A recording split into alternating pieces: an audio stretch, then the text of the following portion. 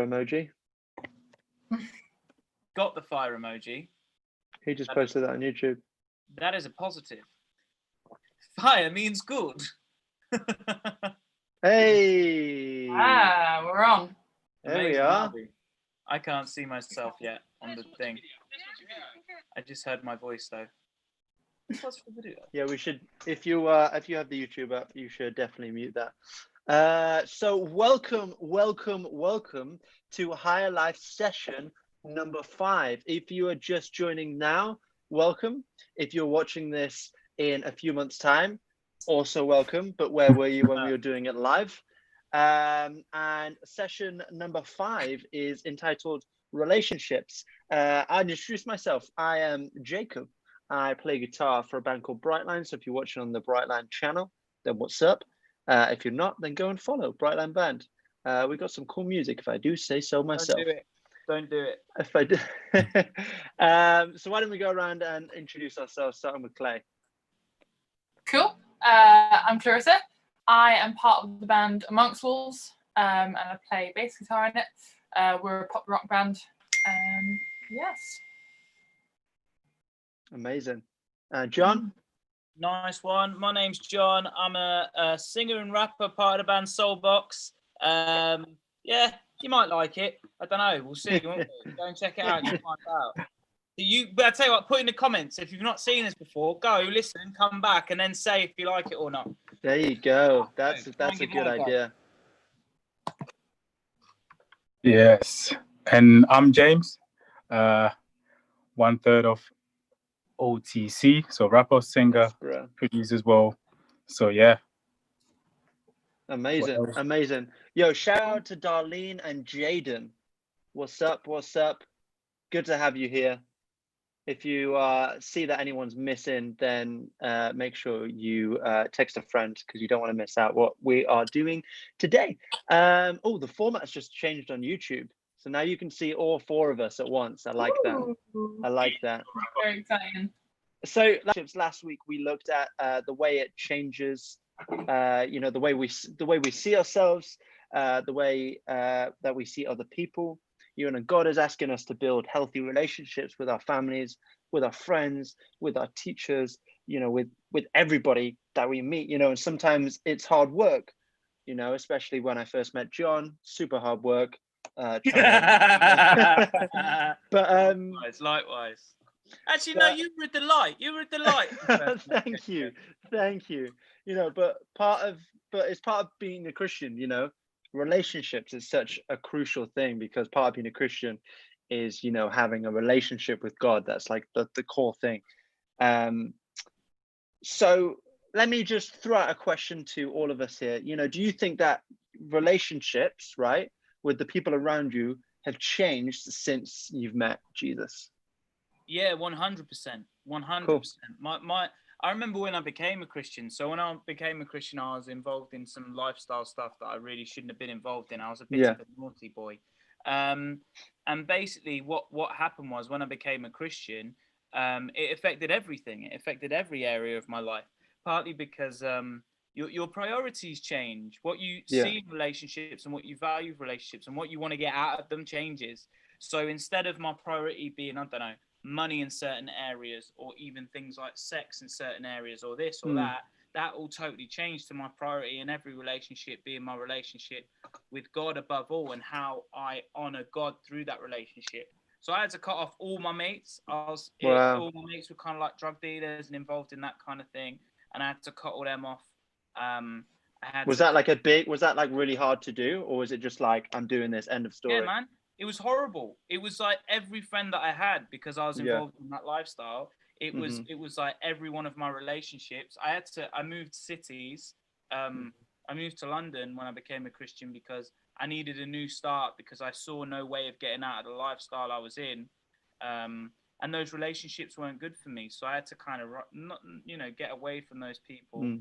Broke up with my girlfriend because our relationship didn't prioritize God and it wasn't, I would say, godly. So that was a weird one. And then just different stuff like that. It affected like how I acted with my parents because they're not Christian. It affected how I you know, acted with my family because they weren't Christian, and my brother helped me become a Christian. So then they thought we were weird. They thought we were being like indoctrinated, or I was part of a cult or some kind of weird thing. I don't quite know what they thought, but it was a bit mad. So it changed all my relationships. You know, this one thing that is so significant in my life. Anybody? So we'll jump on a couple other people, but real quick. So why was it so important to cut some of those relationships once you became a Christian? It was because I wasn't in a position to pursue my relationship with God. I wasn't in the correct position because those people, it would have weighed me down and become way too difficult to be able to be in those relationships. That's not me saying that. So I became a Christian, and I believe when you become a Christian, there needs to be some very obvious lifestyle changes, because you believe then what the calling on your life is and what the Bible says, and has as a guidance in a way to live. But if I'd have had all those social circles, it would have been incredibly difficult for me to continue with that. Also, I was probably literally going to end up being in harm's way, because a lifestyle change like that, people would have wanted to hurt me. So I guess that's just that. For sure, man. Yeah. James, do you want to jump on any of that? How have relationships changed with you since meeting Jesus? I mean, a bit similar to John. It's like, you know, I grew up originally in Africa, then I moved to the UK 18 years ago, and understanding where I came from, it was a bit like a tough, you know, like area back in Africa. So I didn't understand, you know, I mean, what it's like to be a son. So even when I was put in a foster home, I don't know how to behave because I grew up like rough, my, you know, parent not really caring. And now I have a loving family that actually cared for me. Like, I remember one time, this is one of the things that really changed my life before I even became a Christian. There was a lady, I was like in a foster home, but it was semi-independent way because I was like 16 and a half years old. So we had like a carer who basically just looked after the house. But this lady was a Christian. And I was naughty. I was really bad. I don't know why, but I just didn't want to be loved and to be cared for. I just thought I'm a man. I can do my own things. And I remember her telling me this one time, because I used to like really stress her out. She told me this thing I will never forget up to this day. She said to me, it's like, I don't care what you do. Like, I am always going to love you. Even if you got locked up in a prison, I am still going to love you. That really like broke the ice in my heart to realize that, wow, this person has made a decision to love me, respect me, and treat me the way that I am, you know, the way I deserve, which I didn't even think of. I didn't even know my value. I didn't know my worth. She saw something in me that I didn't see in myself. Now, how does this reflect to other people? I started changing the way like I live, the way I communicate, because now I have someone that I look up to that actually love me, respect me, and treat me with a high esteem. So then my value went up. So when certain people talk to me certain way, I'm like, yo, don't talk to me like that, because I end up becoming a bit more conscious of who I am, you know what I mean? So when I became a Christian, I'm able to understand that, you know what I mean, relationship is not just about feeling and, you know, give and take. The most important part in relationship is, number one, is love. The second part is trust. The third part is communication. Without those, for me personally, my journey and experience, without these three things, love, trust, and communication, it's hard to get a strong or even a decent relationship, because you won't want to be friends with someone that you don't trust. You don't want to be, you know what I mean, connected to somebody that you don't really respect that much, you know what I mean? Because you want that person to respect you so that you can respect yourself. For me, when I became a Christian, when I read, you know, the Bible, there's a book in the Bible that's called Corinthians 13, where that talks about love. And when I read that, I'm like, wow, like this is amazing. This is what love is about. Because when you understand what love is about, you're able to understand what relationship in any form, whether it's friendship, whether it's family, whether it's romantic, whether it's just, you know, in business or in work or in school, you know, like, okay, wow, I'm valued. The fact that I'm valued and I'm respected and I know that I have worth, that means I'm going to like do the same to my brother, which means I'm going to like love him, trust him, and give him a chance even when he makes mistakes. Because, you know, I, as a Christian, I believe that God has given me chance when I make mistakes, and now I have to like replicate that, you know, I mean, that love or that, you know, I mean, that trust that God has, you know, put on me. That's amazing. It's amazing. So let's jump in a little bit just on what do you think that means for like romantic relationships? Becoming a Christian, what does that mean for romantic relationships?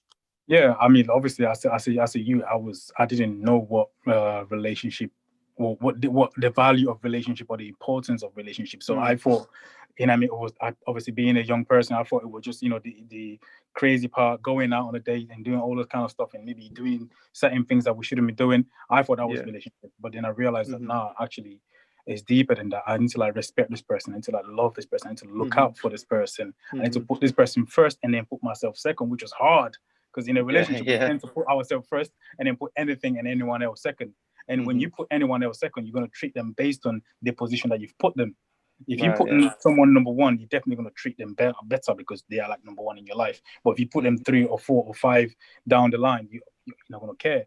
So for me, I'm able to understand that for like a romantic relationship now, as a Christian, one, I know that, for example, jumping in one and in and out of relationship, one, it doesn't look good on me. 2, it doesn't show that I respect the person that I'm with, or not that I love the person that I'm with. Because if you love the person that you're with, number one thing, you're going to respect them regardless.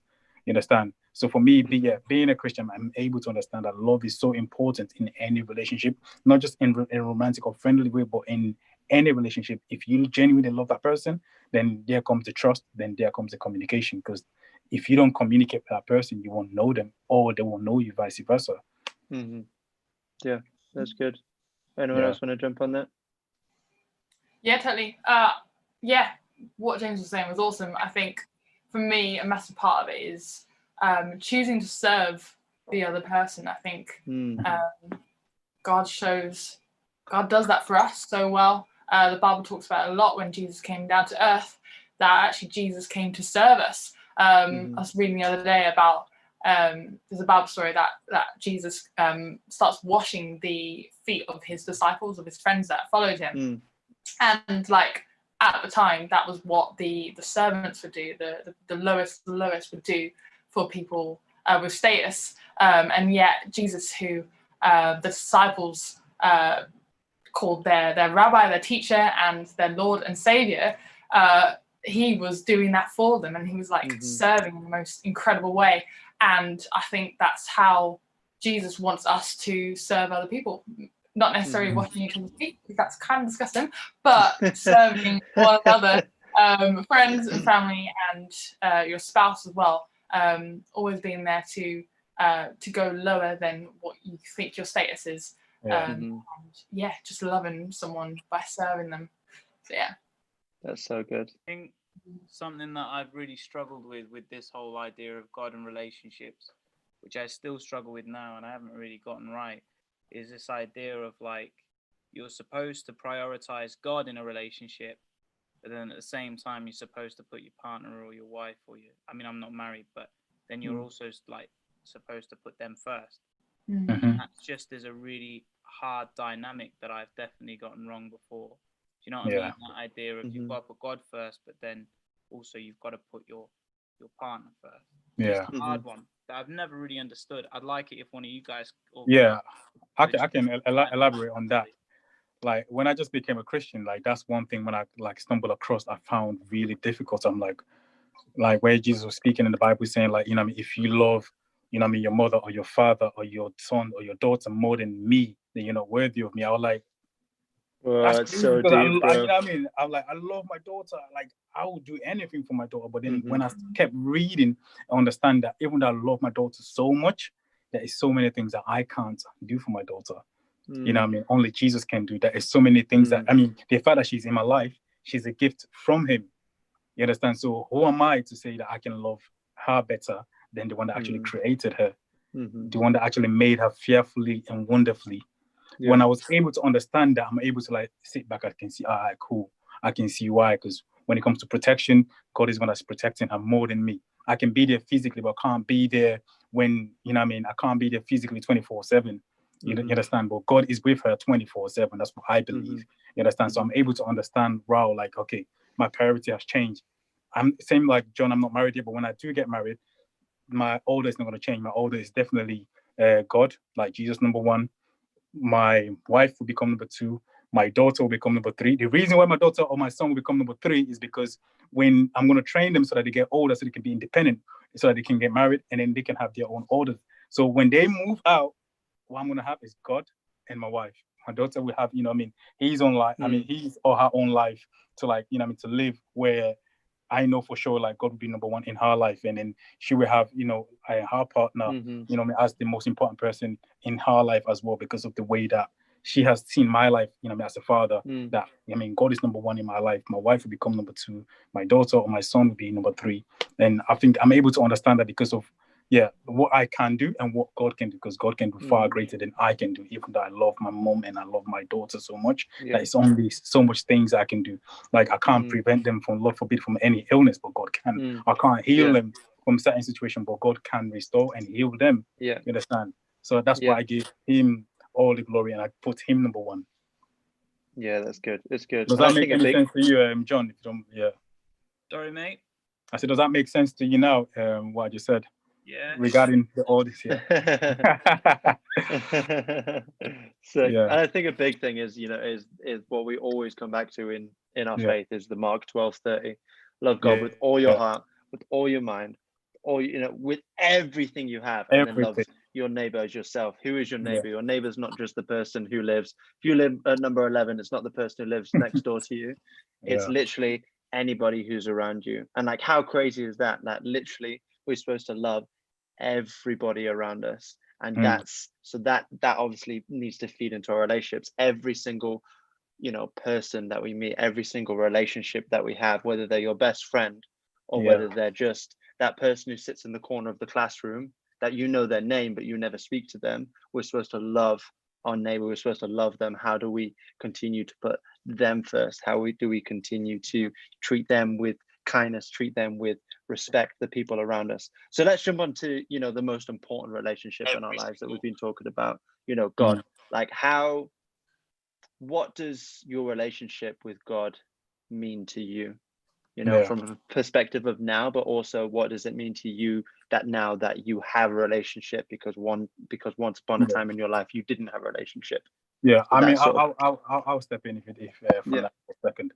Basically, I've understand like the importance of relationship, because before I came to Christ, before I became a Christian, I was living a crazy life.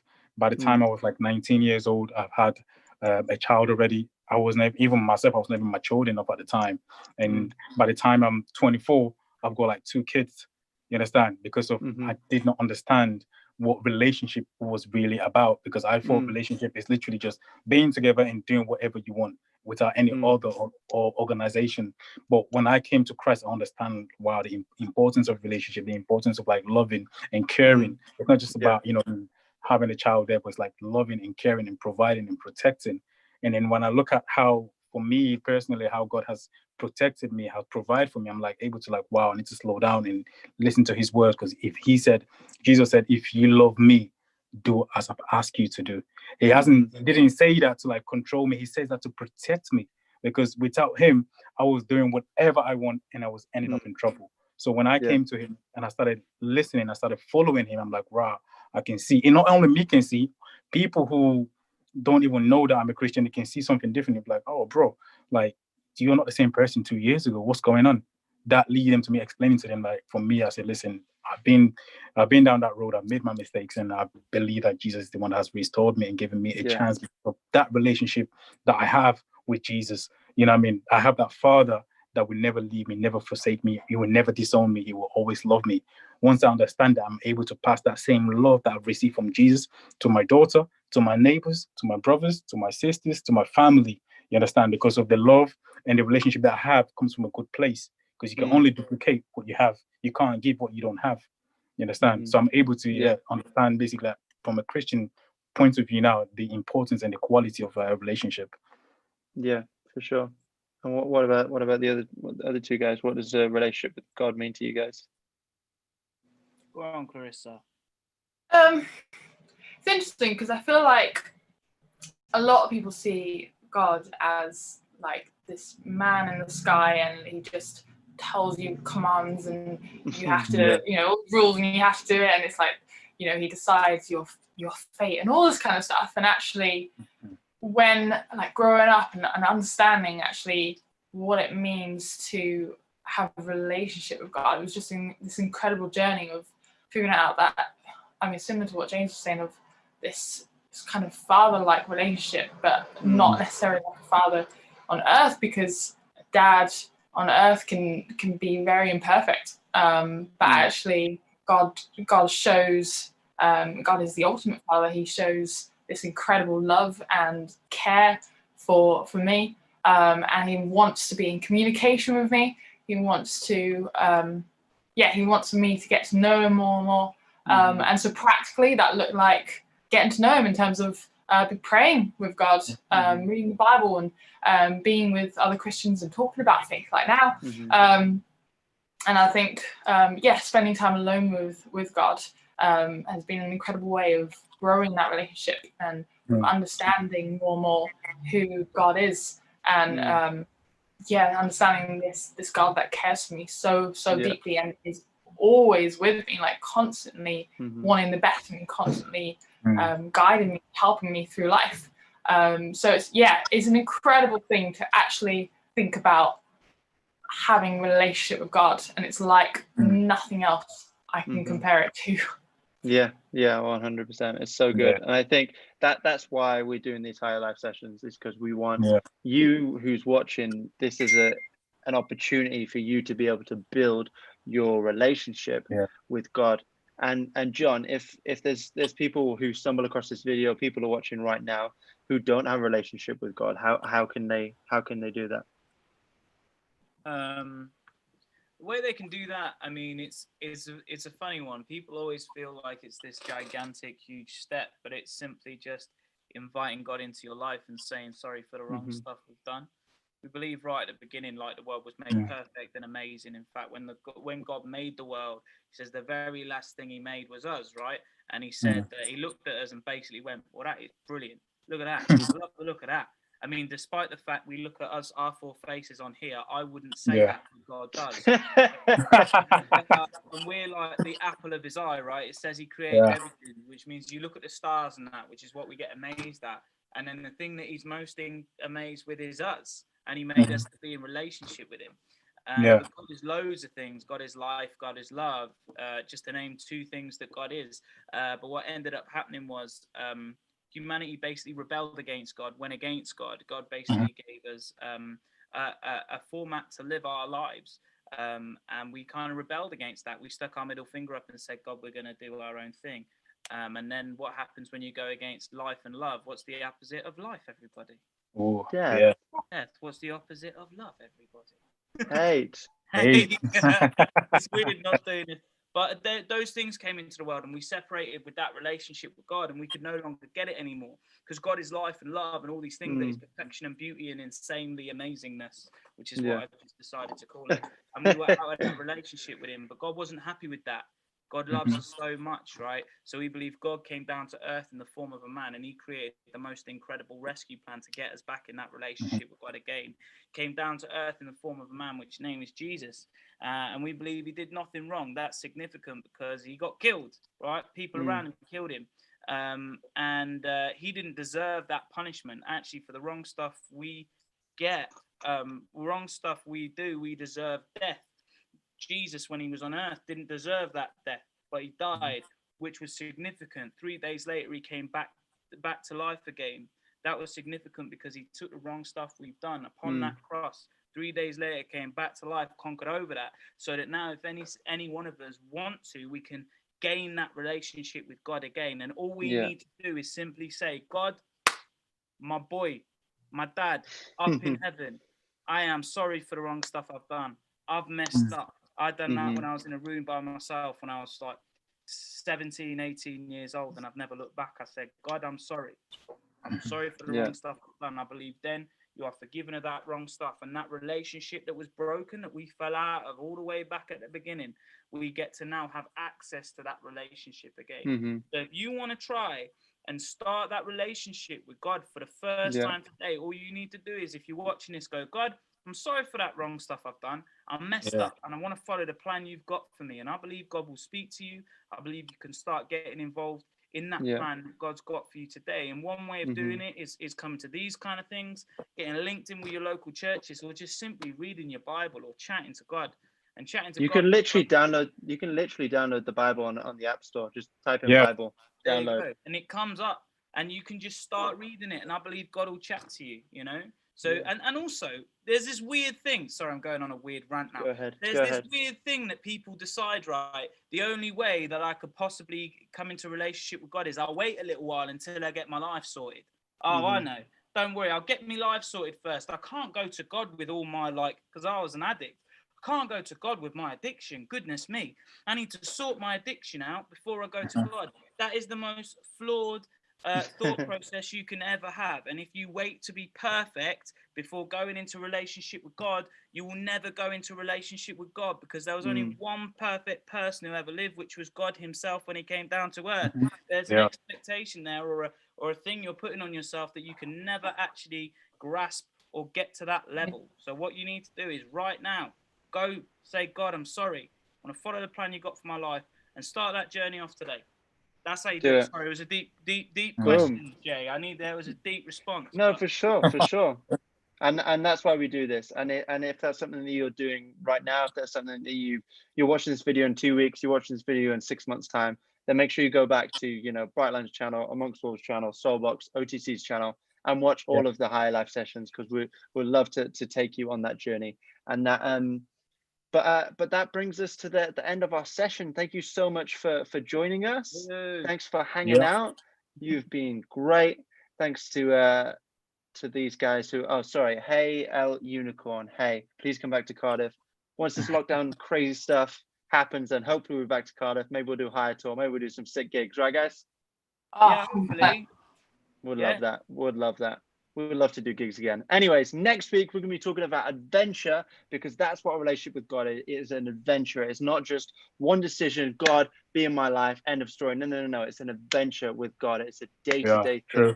It's a relationship, right? You don't just, ask a girl out and then speak to her once, end of story. It's a relationship. You chat and you converse. And that's what today has been about. If you're just joining now, go back to the beginning of the video. We've got loads of great stuff to chat with you guys about. But until then, we will speak to you soon. Have a wonderful life. Peace.